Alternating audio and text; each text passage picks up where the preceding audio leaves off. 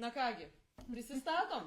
Mano auditorija jūsų nepažįsta, jūsų gal manęs nepažįsta, tai Rasa, nuo tavęs. Tai aš esu Rasa Andrikienė, sveiki. Ir aš esu psichoterapeutė, gestalto krypties psichoterapeutė. Su žmonėm dirbu 15 metų. Nesakyčiau, kad mano sritis yra skyrybos, mano sritis yra žmonės. Sveiki, o aš esu Eglė Ribelienė, esu mediatorė ir advokatė, reziduoju Kaune ir mano temas darbo ko gero padiktavote jūs, nes praktikoje daugiausiai susiduriu būtent su santuokos nutraukimais. Tai būtent ir gimė ši idėja mums visoms padaryti šį susitikimą, šią temą. Taip, ir aš esu Ernestas Kulskytė, tai dirbu su vyrais, moterimis ir poromis, būtent tai, kas sieja santykius, skyrybas, vienišumą, emocijas ir visa kita. Ir mūsų vienijo šiandieną viena tema, ar ne, būtent pakalbėti apie skyrybas, kas iki to daveda, kaip to išvengti ir su kokiom teisiniam problemom susidurime, ar ne? Ir emociniam. Ir emociniam. Tai va, tai mes paimsime keletą jūsų užduotų klausimų, storijose buvom palikę laukelį, jeigu jūs norėsite, galite užduoti ir čia klausimą, mes, manau, pokalbio pabaigoje peržvelgsime komentarus, galbūt kažkas būsite dar kažką uždavę. Na tai mes planuojam trukti, aš manau, gal pusvalandį, 40 minučių, matysim. Žiūrėsim. Kaip mums nuotaika keliaus, kaip sakant. Akademinė valandėlė. Tai va. Tai gal ir galim pradėti, ne? Nuo ko apskritai prasideda skyrybos? Nuo ko? Tu buvai minėjus labai gerą frazę prieš mūsų laivą. Labai gera frazė man atėjo, kad kartais skyrybos prasideda dar per vestuvės, dar prie altoriaus. Ne? Kai mes ištekame arba vedame su mintimi, kad dabar jau šitas žmogus mane išgelbės, padarys laimingą, reiškia kažkaip tai mane kompensuos. Arba, ką dažnai galvodavo mūsų mamos, kad vyras po vestuvių pasikeis. Galiu paantrinti, Rasa, galiu paantrinti, nes kiek dirbu su poromis ar ne, ir mes analizuojam tas problemas, tai dažniausiai būna taip, pirmiausia kaip, ar ne, va tu sakai, vestuvės, ateinam, ten būna kažkoks tai ar rožinių drugelių periodas, ar iliuzija, kad po vestuvių tos problemos, kurios buvo, jos kažkaip taip pasikeis. Ir aš, kaip sakau, dažnai turime iliuziją, va tokį projektą, va pasiraitosiu rankovės ir dabar pakeisiu šitą žmogų. Ir iš to kyla įtampa. Ir aš, kaip sakyčiau, dviem būdais tada eina. Arba per tą tokią kontrolę ryškę, arba per kaupimą į save. Bet yra tas lūkestis, kad kitas žmogus pasikeis. Na ir čia jau yra ta sėkla, ar ne, kuri jau nuo kurios prasideda tas užkodavimas realiai galimai santykių griūčiai ateityje. Taip. Ir tada antras momentas turbūt ateinam į tą laiką, kai po vestuvių nepasikeitė, stebuklas neįvyko. Ir tada sako moteris, ir vyrai gal sako, kai gims vaikai.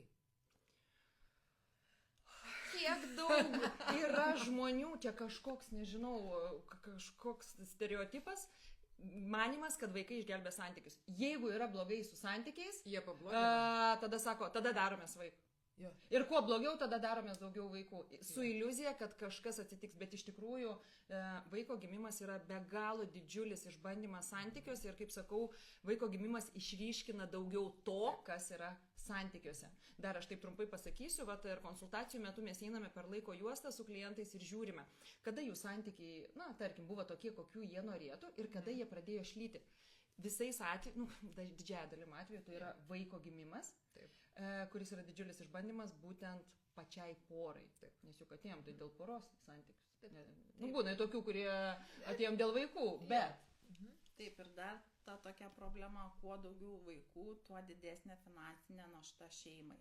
Ir tada ta griūtis įvyksta, kai nori santuoką nutraukti, ateina pas advokatą ir nesako 3 vaikai, turtai ir reikia ir išlaikymą vaikams priteisti ir kuo daugiau vaikų, tas išlaikymas mažėja automatiškai. Tai, kaip sakant, turit labai įsivertinti, ar galit tiek vaikų turėti, ar juos po to galėsit išlaikyti. Kiek įsivertinote prieš tuokiantis? Prieš vestuvės. Ir prieš gimdant. Čia turėtumėm planą pasidaryti, kad realybė yra. Paskolą reikėjo ne tik vestuvėm imti. Ir labai dažnai iš tikrųjų yra sudaromos kitos jau santuokos po skyrybų ar ne ir atsiranda kitoje šeimoje vaikai, tai teismai traktuoja taip, kad pirmumas yra pirmos šeimos vaikams išlaikyti, vyrai labai atkreipti dėmesį, nes čia yra tokia suformuota teismų praktika ir dažnai teisėjai klausia, sukūrė antrą šeimą, turi vaikų, tai vadinasi, tu gali savo finansiškai tai leisti. Tai žinokit, kad nebus argumentas, kad turiu dar daugiau išlaikytinių ir tada gali būti tie pirmieji vaikai labiau nuskriausti. Tai to praktikoje neleidžia padaryti. Čia turbūt ir moterim verta tą žinot, kurios teka už vyro, kuris taip, jau turi vaikų. Taip, ir tikisi, kad jau ta kita šeima šiek tiek bus dabar nuskriausta, nes tie mažesni vaikai, jiems daugiau ten visko reikia, tai žinokit, dėja ne. Turit savo leisti finansiškai, o jeigu to negali, tada turit pirmumą išlaikyti pirmus vaikus. Kiek žmonių, galit pakomentuoti arba savo viduje pagalvokite, paplanuoja, pastrateguoja, paskaičiuoja, ar gali savo leisti tai. Ar gali leisti santuoką, ar gali leisti vaikus, ar gali leisti skyrybas. Ir po to dar kitą santuoką ir kitus vaikus. Ir naujus vaikus. Bet realybėje ir praktikoje užvaldo emocijos ir vyksta romanai, po to naujos šeimos ir apie pasiekmes niekas negalvoja. Taip. Viskas sprendžiama, kai jau yra įvykę faktai. Bet toks yra gyvenimas, realiai. Mes visi ant to gyvenam. Rasa, tu papasakok. Gyvenam ant impulsų. Žinai, galvoju, tas impulsų nevaldymas toks ganėtinai vaikiškas dalykas, bet kadangi emocinio intelekto lygis žemas, labai pas dažnai iš mūsų ir tas emocinis intelektas pastrigęs vaikystės traumose ir tada žmonės gyvena impulsais. Žinai, jūra iki kelių. Meilė, vaikai, tuokimės. Meilė visada gerai, meilė išgelbės pasaulį. Tiesa, bet reikėtų paskaičiuoti, kiek tai meiliai galit skirti pinigų. Bet apie tą impulso suvaldymą. Iš tikrųjų, su tuo reikia dirbti. Kad mums ne 10 metų, ne 5 ir ne 15, ne paauglystėje, čia tas vaikystėje gali būti. Rasa, pasidalink, su kokiais dažniausiai reikalais, kokiom situacijom ar problemom, tu susiduri, kas sieja šitą temą ar ne apie skyrybas ir darbą su žmonėmis. Pas mane turbūt, žinai, ateina ne paskutiniu momentu, su tokia mintim, kad blogai. Kažkas blogai yra santykiuose ir arba sutvarkom į vieną pusę, arba į kitą. Kartais ateina moteris, dažniau moteris, bet kuriuo atveju, bijodamos savo pripažinti. Ir sako, žinai, aš 10 metų jau apie tai galvoju ir pasakoja ir jinai žino jau atsakymą. Bet jinai bijo ir nori padaryti viską iki galo, ne? O kartais ateina ir sako, vieną, ko noriu, tai skyrybų. Ir tada žiūrim, o kas pasikeis, kai vyks skyrybos? Kas pasikeis? Ir su viena klientė, šitą labai atsimenu ryškiai, jinai pradėjo dėliotis, kas pasikeis. Realiai niekas jai nepasikeis, tai gyvenimas pasunkės. Ta prasme, tas vyras iš vis nei prie ko. Čia jos vidiniai procesai, kuriuos jinai realiai projektuoja į santykį ir atneša tą savo būseną būtent į šitą santykį. Jai blogai, bet vyro tas neliečia, jinai nesprendžia savo problemų. Darbas su savim. Ir tada perkelia į vyrą. Bet palauk, vyras, jis viską daro gerai, jis ir rūpinas, nenori, žinai, negeras gėlės parnešė, Čia yra darbas su savim. Nesikabinėkit jūs prie to vyro. Geros tos gėlės. Visai nepavyta. Aišku, čia mes nesakom, kad čia visos moteris kažką, bet čia viena iš... Bet tikrai yra tų tokių, žinai, kur bando perkelti, čia kaip kompensacija, susituoksiu ir mane padarys laimingą, tai išsiskirsiu ir tarsi automatiškai irgi tapsiu laiminga. Netapsi. Tai čia ir yra darbas su savimi ir iš ko aš einu į santykį. Ar einu iš trūkumo ir noro, kad mane užpildytų ir tada čia atsiras prisirišimai, kontrolė. Tas noras, kad tas žmogus būtų visada šalia, nes daryk mane laimingą ir tik to nėra, aš jaučiuosi tuščias arba tuščia. Ir tada sunku ir paleisti, ir visi tie prisirišimai, ir po to netgi gyvenimas netenkinančiuose santykiuose ar toksiniuose santykiuose vien dėl baimės ir nemokėjimo būti vienam. Čia aišku yra siektina ta būsena būti pačiam laimingu su savimi, kad santykių nereikėtų tam, kad... Labai svarbus momentas, kad būnant santuokoje irgi reikia mokėti būti vienam su savim. Taip. Ne? Taip. Nes santuoka nereiškia, kad mes sulipom ir viskas. Aš visada sakau... Taip, biškarčiau kadrą. Visada sakau, sulipom. Prašom sulipti, ne čia gali, mūsų šitą santuoką tai valandai. Jo, žinai, sakau, visa santuoka yra kaip, santuokai du žmonės, kaip dvi kojos. Jie būtų vienodai svarbus, bet jeigu mes visada būsim suglaustom kojomis, niekur nenueisim, mes nepajudėsim. Tos kojos varo, žinai, bet jos irgi nenueis vieną kairę, kitai dešinę. Turim gyventi kažkaip, lygiai grečiai, į tą pačią pusę eiti, žiūrėti į tą pačią pusę. Bet tai yra dvi savarankiškos kojos. Sveikos kojos, sveikas ėjimas į priekį. O Eglė dabar pas tave, ar ne, jau kreipėsi, jau kai yra priimtas sprendimas skirtis. Vat labai gerai, tu gal ir nuspėjai, ką aš norėčiau dar pakalbėti. Tai pas mane kreipėsi iš tikrųjų tom pačiom temom, kaip ir pas jūs abi. Ir aš kartais galvoju, pasijaučiu ir psichologę, ir psichoterapeutę, ir santykių ekspertę.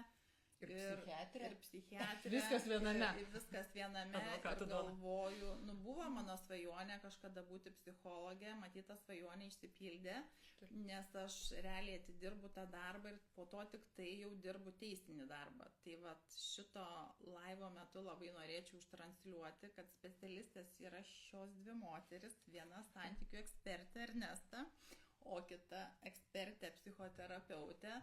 Tai labai norėčiau, kad klientai būtų supratingi ir jau ateitų pas mane, jau, kaip sakant, po mūsų. Po Ernestos. Tai tu tiesiog juos gražiai pasiūs pas mus. Taip. Tai duosit gražią formą.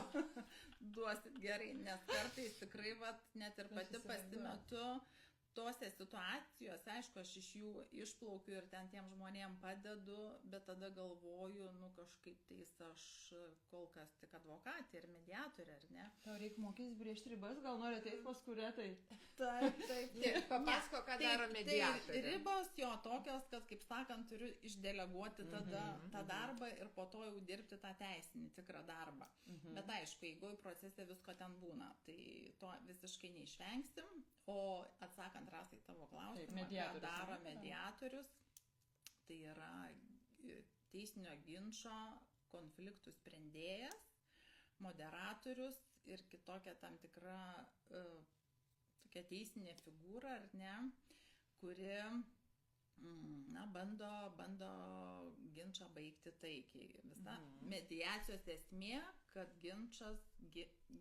ginče gimtų taikos sutartis ir dar neužtenka, kad jinai gimtų, reikia, kad šalis konflikto ją pasirašytų ir teismas ją patvirtintų. Tai čia būtų, kaip sakant, nuo iki mediacijos proceso išpildymas ir rezultato įveikimas, gavimas. Tai mitas, kad mediatorius bandys sutaikyti. Va, tą patį norėjau paklausti, ar taiko? Taip, ne. Mediatoriaus funkcija yra tik juridinį ginčą sumedijuoti taikiai, bet pačių konflikto šalių netaiko. Nes daug kas sako, kas tai jūsų mediacija, meditacija, nieko mes čia nesuprantam ir sako, atėję šalis, tikiau, mūsų čia jau atgal nebetaikykit. Ne. Bet sakau, kaip yra? Ekspertė sutaikys arba išskirs. Bet tada kaip yra, žiūrėk, dabar kokia eiga, paprastai žodžiais žmonėm papasakok. Tarkim, nutarė skirtis, ne? Nuneša ten kažkur popierius jau paduoda ir sako, dabar reiks eiti ten tą mediaciją. Kaip, kas čia? Ir jie tada galvoja, dabar pradės taikyti mus, nors mes to nenorime. Ir čia toks kažkoks tamsus miškas yra apie tą mediaciją, bet taip paprastai gal žingsniais, kas tai yra, kaip tai praeiti ir ar čia, žinai, papasakoti. Visą tą procesą. Tai dabar esminis dalykas, jeigu vyras ir moteris sutuoktiniai, jie tiesiog žino, kad jokio ginčo nėra, dėl visų dalykų sutarė, dėl santuokos nutraukimo, vaikų išlaikymo, jų ten gyvenamosios vietos nustatymo, bendravimo tvarkos, ginčo nėra, dėl turto padalinimo, tai jie iš karto ateina pas advokatą, jiems būna paruošti dokumentai, bendrų sutarimų santuokos nutraukimas. Tada mediacijos privalomos nereikia. Niekada. Iš karto tiesiai pas advokatą. Aš galvoju, kad reikia. Ne. Privaloma mediacija atsiranda tada, kai va šitas pirmas variantas nepavyksta taikiai. Jeigu nesutarė šalis, taip. Jeigu bent jau dėl vieno to punktelio kažkoks ginčas yra ir aš jau matau, kad dėl visko susitarė, pavyzdžiui, dėl vieno reikalavimo nesusitarė, tai automatu yra privaloma mediacija, tada šalis eina pas mediatorių ir kol nepraeina to proceso, tol jie negali kreiptis su ieškiniu prieš ieškiniu į teismą. Va toks procesas. Supratot? Jeigu viską taikiai sutarėt, tai mediacijos jums nereikia, tiesiai pas advokatą, o advokatas tiesiai sako, kad tyliai. į teismą. Mes jau tiek prikalbėjome. Mes šiek tiek prišnekėjom, nešnekėkit. Labai geras. Tylėt. Kažkas komentavo, kad tyliai. Parašykit, prašau, kas nors, kai mes kalbame. Pasigarsinkite telefoną. Ar visiems čia tyliai? Nežinau, merginos, man irgi tyliai kažkas rašė. Rėksim garsiai. Trupučiuką garsiau kalbės. Mes garsiai kalbės, jo. Ar geriau? Arba aš čia gal toliau nuo mikrofono. Gal, tu, Egle, nežinau.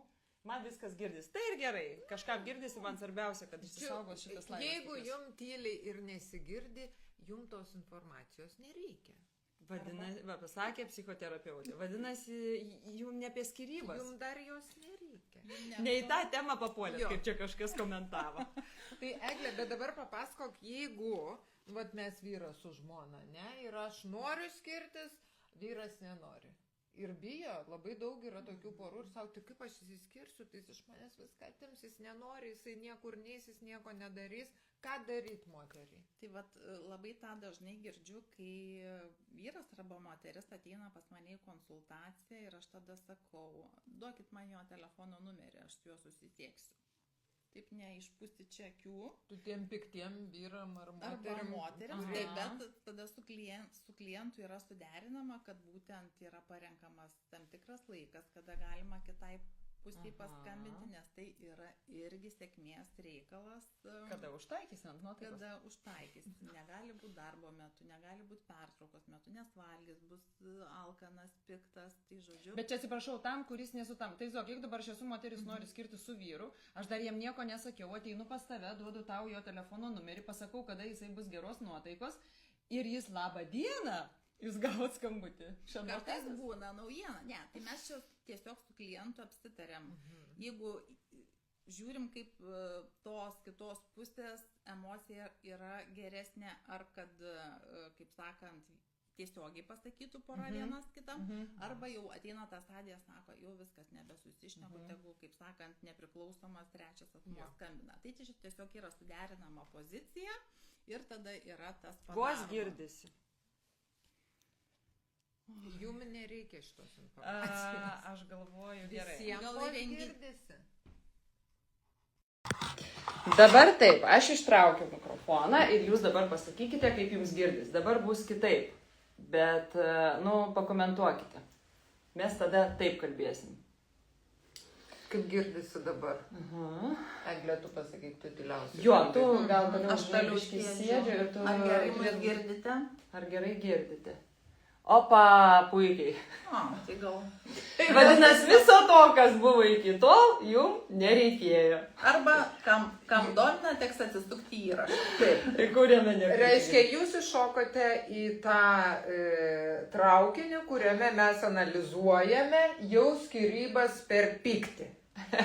Kur nenoriu, jokių skyrybų aš nesiskirsiu. Ir dažnai, jeigu pratęsiant tą temą, ar ne, jau kai aš paskambinu kitai poros pusiai sutuoktiniu, tai būna arba gera žinia jiems ir visai jie laukia tos. O pagaliau jinai pasipaėmė. Aš galvojau, jinai manipuliuoja, kai sako, kad ačiū Dievui, norėjau skirtis, tylėjo, aš laukiu. Arba būna tyla ragelio gale ir sako, čia man kaip perkūnas iš giedro dangaus. Ir tada būna visokių situacijų ir tiesiog tada modeliuojam, kaip ten toliau ką daryti. Ir, žodžiu, aš jau sprendžiu pokalbio metu, kaip ten toliau tas procesas vyktų. Ir jeigu matau, kad pokalbis nelabai gera linkme vyksta, tai tada sakau, susitiksite su sutuoktiniu ir sutuoktinė mediacijos jau procese, nes aš matau, kad jau viskas.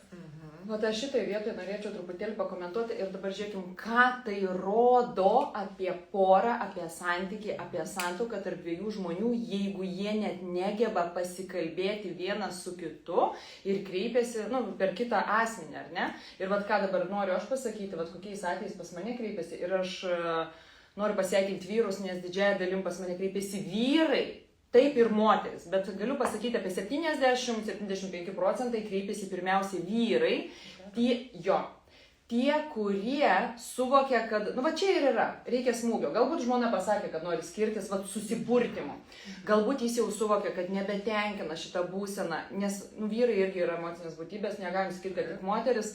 Čia senais laikais būdavo, tu vyras, tu neverktų, užsispausk ir po to ten infarktai ir visa kita, ar ne, ir po to mirštamumas anksčiau vyksta. Tai būtent kreipiasi dažniausiai, ar galim dar kažką padaryti, arba jau paskutinis tas, kad dabar gelbėkim, nes jau vienas iš poros nori skirtis. Bet dažnu atveju tikrai testuoju ir dirbu pagrindė, kad poros ateina būtent tvarkyti santykius. Ir pagrindinis dalykas yra komunikacija. Kodėl nebuvo kalbama, kodėl kaupiamos nuoskaudos, pyktis, bet visi tie dalykai iš vaikystės. Žiūrėk, gal ten mama vaikystėje neklausė vaikelį, kaip tu jautiesi.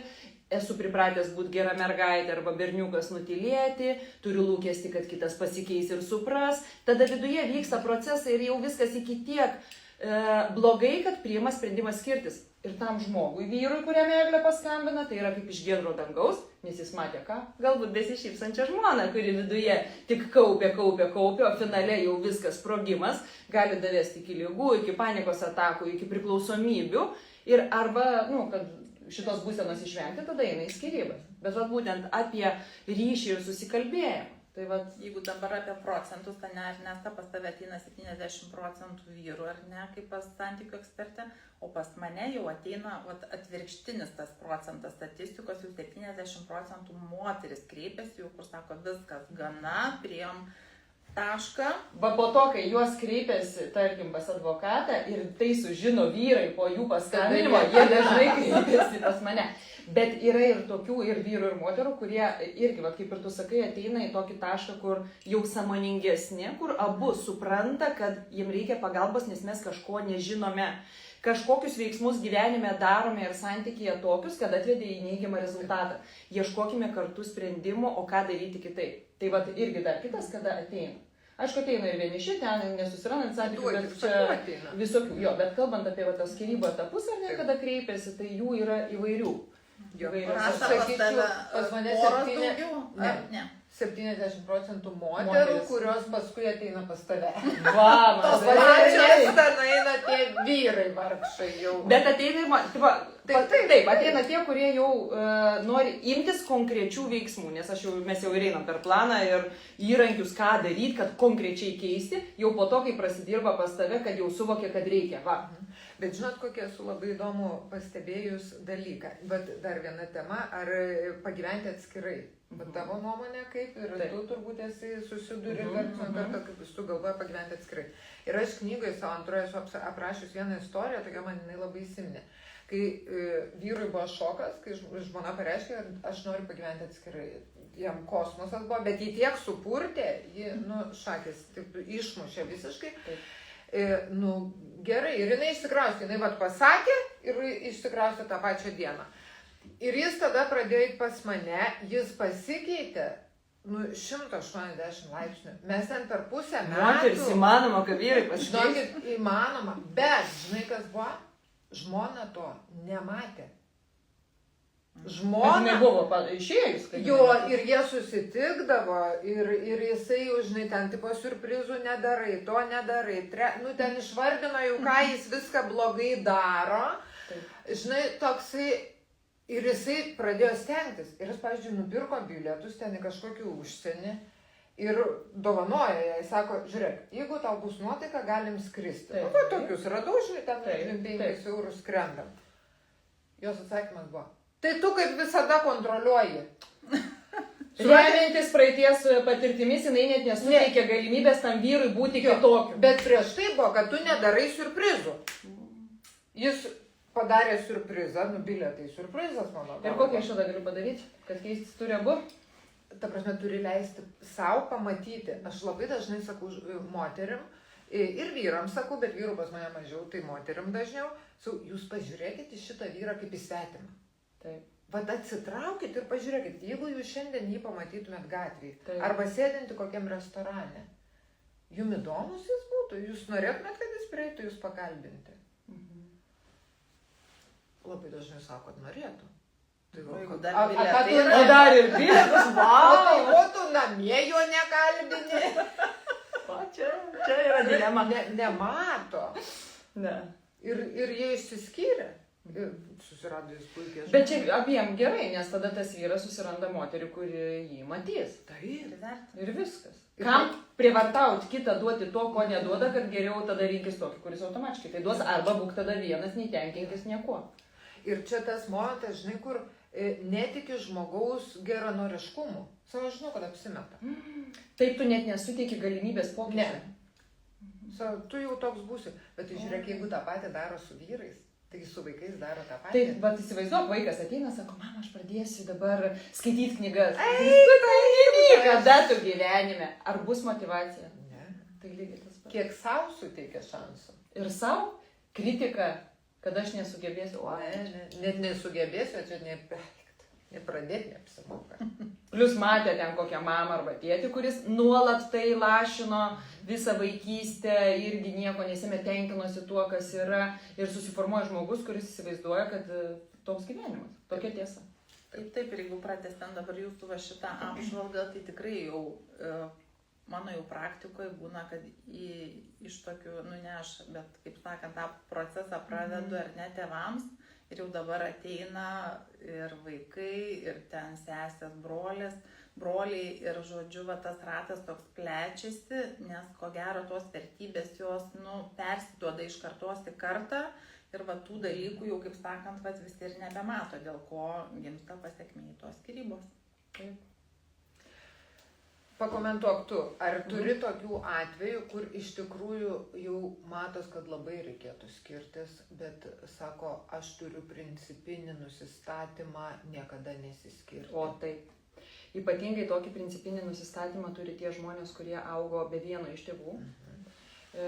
Visada, faktiškai kiekvienoje situacijoje, kai mes, žmonės kreipiasi tiek individualiai, tiek poroje, mes vis tiek analizuojam šeimą, iš kurios yra atėję, kokią tėvų situaciją matė, kokį požiūrį ir nuostatas turi į gyvenimą ir šeimą.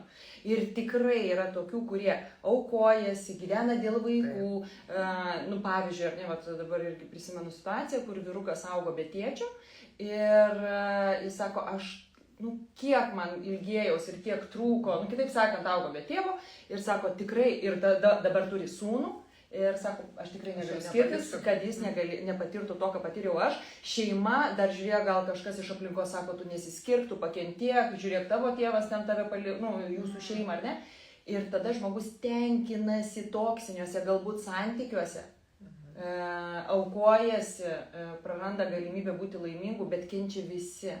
Čia ta vaikų tema yra iš tikrųjų atskira, čia atskira laivą reikėtų daryti, čia gal nelieskime ar ne, ar gyventi dėl vaikų, bet iš tikrųjų taip, atsakant į tavo klausimą taip, arba plus dar vienas ar ne, kurie turėjo vaikystėje patirčių, kitas galbūt jau buvo nepavykę vieni arba antri santykiai ir tokia gili, nuoskauda, kad man nepavyko, šį kartą tai aš jau tikrai padarysiu.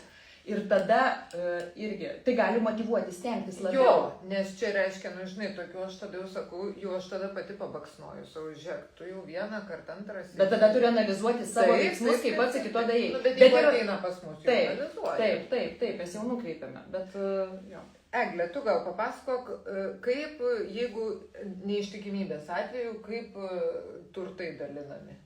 Ar tai duoda ką nors, ar neduoda? Gerai, prie tos temos toj peršoksim, dar užbaigiant jūsų šitą pokalbį apie, kad dėl vaikų pagyventi taip toliau, dažnai sutuoktiniai tą ir padaro ir jau laukia paskutinio ten vaiko pilnametystės, ir dabar tai jau čia bus tas skyrybos lauktos, nesulauktos. Tai ką noriu pasakyti, kad ne per seniausiai iš tikrųjų buvo įstatymo pakeitimas ir jau čia keli metai, kai sutuoktiniai, kurie nebeturi pilnamečių vaikų, santuokas nutraukia notarai. Tai dar daug kas to nežino. Tai tiesiog yra paprastesnė procedūra, kreipėtės pas notarą. Tai apsimoka laukti, kol vaikai užaugs. Taip, pagyventi dėl vaikų. Čia dar šitas. Ne, šito negirdėjote. Tai va. Negadinkit ir netraumuokit. Bet aišku, notarai nelabai mėgsta jiem primesto šitos paslaugos, nenoriai imasi, bet nėra kur dingt. Taip jau, kaip sakant, procesiškai yra privesti tą padaryti. Bet čia, kai nėra ginčo, jeigu ginčas yra... Jeigu abu sutarė kitaip. Taip, kitaip sutarė. Abudu kai bus 18 metų susiskirsim pas notarą. Dar pakentėkim dabar. 18. O po to jau ir nieko. O bet kokiu atveju, jeigu ginčas yra, tai visada tik tai teismas. Ir tik tai teismas. Tai tada Rasa... Grįžtam prie... Taip, papasako, kaip jeigu nuėjo į kairę. O dabar galvoju, kaip mes padarom. Ar mes paimam keletą tų klausimų, kuriuos mes turėjome, nes ten irgi buvo apie neištikimybę, galime jų pagrindų paimti, nes ten vienas irgi buvo apie neištikimybę darbe, jo, tu gal paskaityk. Jo, čia ta tema apie neištikimybės darbe, tai labai labai aktuali iš tikrųjų. Tarnybiniai romanai. Tarnybiniai, kažkaip labai aktualu pastaruoju metu. Aš kiek prisiklausiu istorijų, čia ne paskutiniu metu, žinok. Čia visada. Čia visada. Ta prasme, jeigu darbė įmonė vyksta kalėdinis vakarėlis, vyro arba žmonai, jūs einat kartu. Tiesiog. Rasa, palauk dabar, žiūrėk, ką tu darai. Dabar tie, kurie, nes tikrai yra darbuojančių, kurie neina antrosios pusės. Aš dar patikslinsiu, palauk, čia ir svarbu.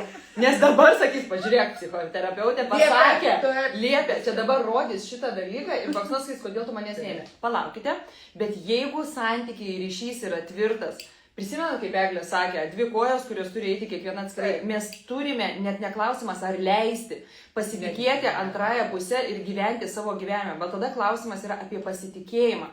Nes jūs galite tada bijoti ir į maksimą išleisti, nes ten ką nors susitiks.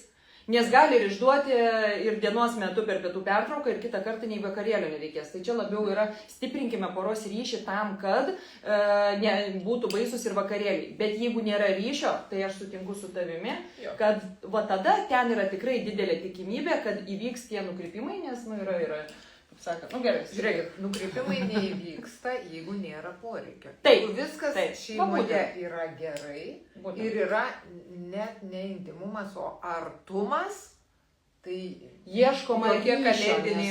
Neištikimybė tai yra labiau poreikių tenkinimas, kurių trūksta šeimoje, pasijausti svarbiu, gauti dėmesį, būti išklausytų, žiūrėk, kitas išgirsta ir aš galvoju, mane supranta. Ir atsiranda emocinis ryšys. Intimumas tai nebūtinai yra išdavystė ir čia jau yra, sakyčiau, antrinis. Skaitau klausimą. Skaitai varik, nes mes čia... Žmona turėjo romaną su bendradarbiu, vyras rado susirašinėjimo žinutę su meilės prisipažinimais. Neparašyta, kas prisipažino meilį. Man gal prisipažino. Gali kas tik nori. Jie vienas kitam piedu. Taip, ten matyti. Žmona sako, kad tai tik žaidimas, nieko ten nebuvo. Drugelių ieškojimas. Nieko.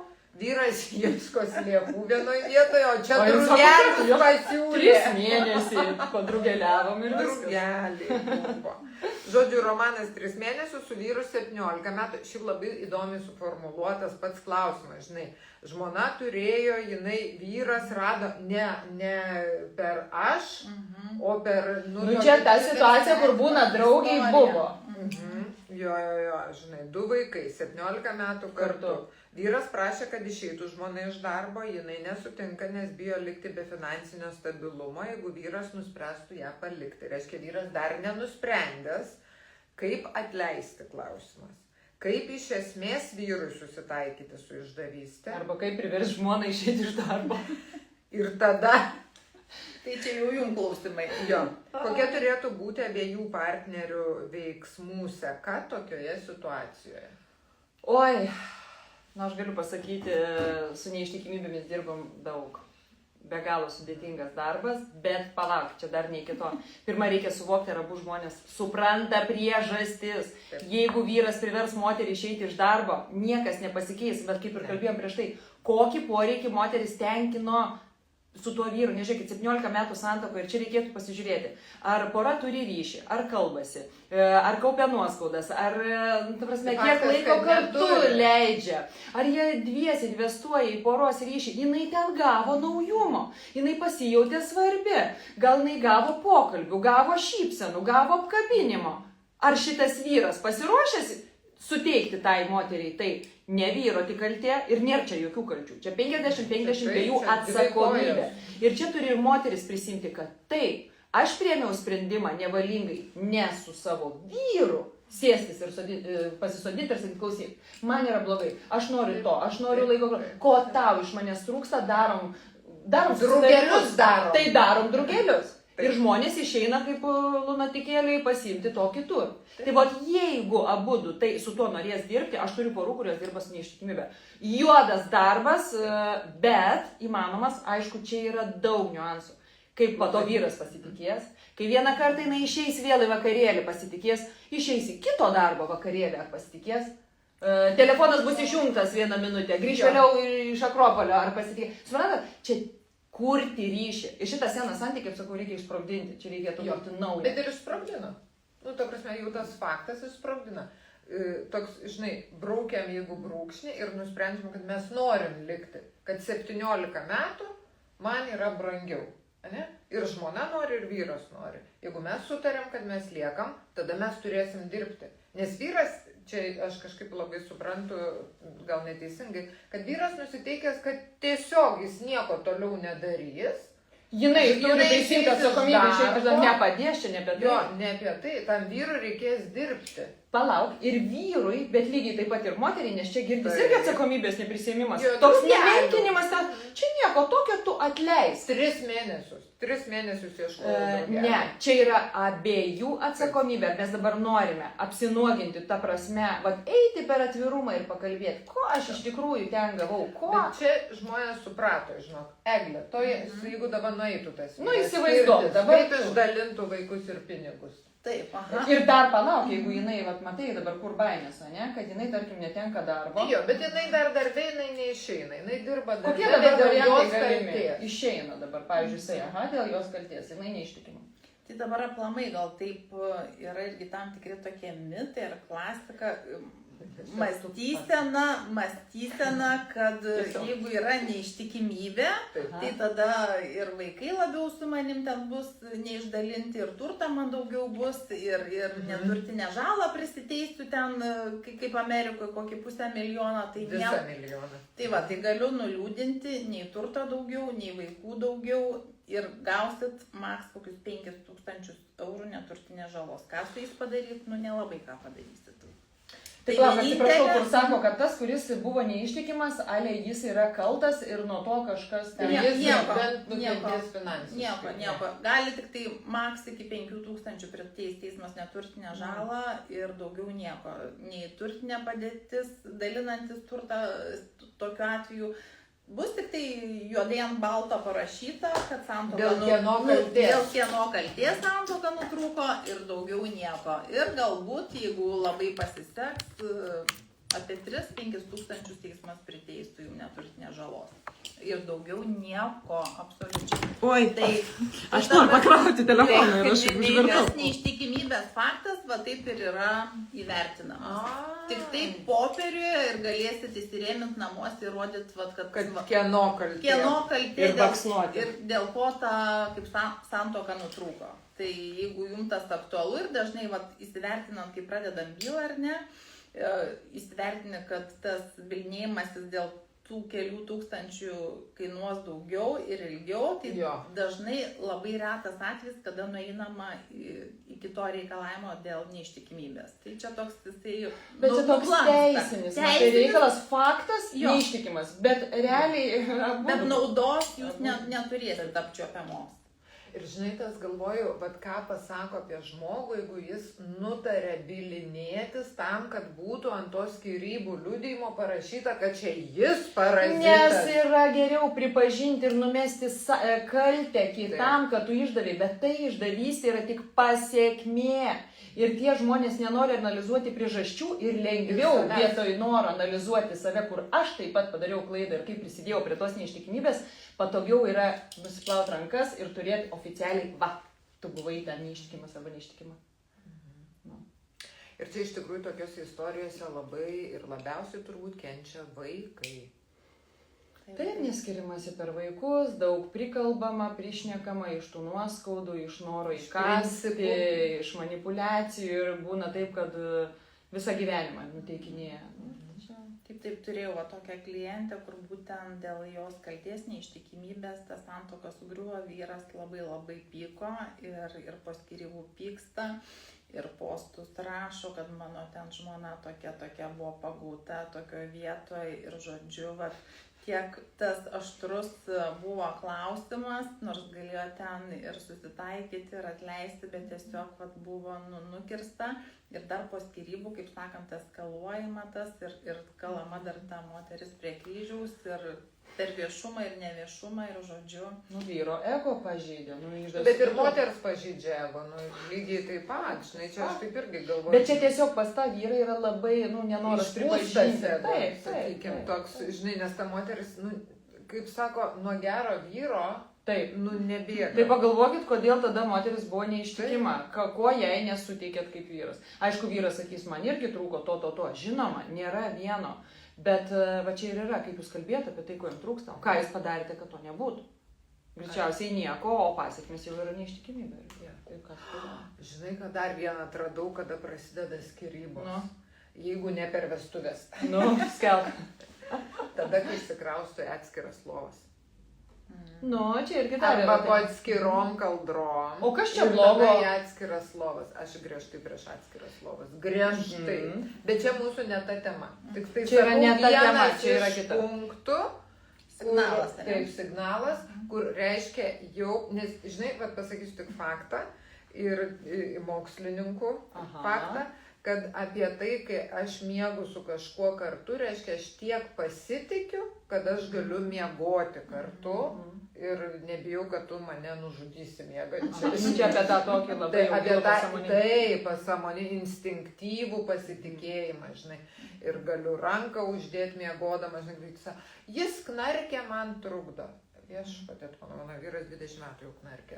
O ką pasakys, būtent dabar ir norėjau klausti, nes tarkim yra tokių porų, kurie miega daug metų atskirai, nes knarkia ir taip toliau, bet turi intimumą, planuoja laiką kartu ir miegojama vienoj lovoj traktuoja kaip tokį bereikšmį. Aš suprantu, jeigu nelieka net miegojimo lovoje ir, jeigu nelieka net sekso. Taip. Tai tada išėjimas į atskirus kambarius. Bet kitą kartą vien miegojimas vienoj lovai nepadaro santykių gerai. Ne. Čia, žinai, visada yra išimčių, taisykliai visada, ten sako, išimtis tik sustiprina taisyklį. Tai absoliutinti mes niekur niekada negalim, bet iš esmės didžiąją procentų dalim, aš sakyčiau, kad kai išsikrausto į skirtingas lovas. Aš galvoju, Rasa šovė šiandien tokių gerų bairių. Jeigu išeisi darbo balių, bus šakės, tiksliau, jeigu miegate skirtingose lovose, čia žinai, čia bus nuo mūsų laivo tokių... Žiūrėk, jeigu žmonės susimastys, kad išeina į darbo balio, ne, ir kažkaip tai, nes kai kurie darbų baliai būna, kad gali atsivesti antrą pusę. Kam, jeigu namuose... Ir vieną kartais būna, sako, net nepasako, kad galiu atsivesti, ne? Aišku. Ar aš durnas. Pabėgimo planas. Būtent. Kitas momentas, kai žmonės sako, eik tu, kur aš ten eisiu? Neįdomu. Jei neįdomus tavo, man neįdomus reiškia tavo pasaulis. Kur aš ten eisiu? Tu ten, neįdomu. Tai tu net nesidomi savo vyro pasauliu. Tai apie ką mes kalbam. O nesidomi, kažkas kitas susidomi. Būtent. Tai dėl to ir vyksta neištikimybės. Tai suprant, čia reikia viską apmąstyti. Ir dar ką noriu pasakyti, su tuo kolega ar darbe esančiai žmonėm pagalvokite, kiek praleidžiat laiko proporcingai su tuo, kiek praleidžiate su savo antrai pusę. Ir su kuo kūrimas ryšys. Ir viskas. Yeah. Bendravimas. Man labai lengva su tuo kolega kalbėtis. O tu bandai su vyru? Apie ką tada šitie santykiai? Dėl namų, arti, bėgti, buitis, auginti vaikus, taip, tai yra gyvenimas, bet mes turim atrasti ir tame. Turim dar klausimų? Turim, bet ten tokių. Nes mes jau, kaip sakant, mes jau akademinę valandą baiginėjame. Gal online kažkas parašė dar? Vyras ignoruoja skyrybas, nei kalba, nei daro veiksmus. Visą atsakomybę permetant manęs. Tai jau šitą pakalbėjom. Tai Jo, bet ima ir jeigu jis daro. nenori, tai jis ir Tegu ignoruoja. moteris rodo savo veiksmais. Tai žiūrėk, Kreipkis, man dabar- eglė, jinai paskambins jūsų vyrui. Jo, žiūrėk, dabar ateitų vyras, sakytų man, aš noriu skirtis. O aš nenoriu. Nenori. Ai, nu gerai, nenorite. Nu, žinai, ir tada Kas rasiu keisis vyrą- nuo jūsų nori, skirtis nuo to, kad jis nenori. Jūs tada įmatėte. Nu. Nes šitoje vietoje jūs dabar kaip moteris nusimetat atsakomybę. Jis nenori, jis. Tai pasižiūrėkit į save, darykit, ką aš noriu, kokiu aš veiksmų imsiuosi, jeigu kitas to nenori. Jūs gal visą gyvenimą nenorės. Ar dėl to jūs liksit santykius? Bet dažnai, kitas sutuoktinis, o dažniausiai moteris sako, o tau dabar ką iš čia pagalvos, bet jis neišgyvens be manęs, bet gal geriau Gelbėtoja ir aš mamytė. sakau, tai kodėl jūs galvojate apie jį?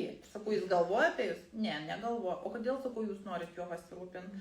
Vat kai bus faktas skyrybos, sakau, jis pats išeis iš tos situacijos. Čia dar vienas momentas, kai žinai būna moteris, sako, labai bijau skyrybų. Kaip ir noriu, nieko bendro neturim, bet labai bijau likti viena. Ir tada, o ką jūs darot kartu? Ir tada pradeda vardinti, kad nieko. Jau va taip ar Jūs taip jau viena. esat viena. Čia tik psichologinis, ale jausmas, kaip vyro figūra šalia, neva nesu viena.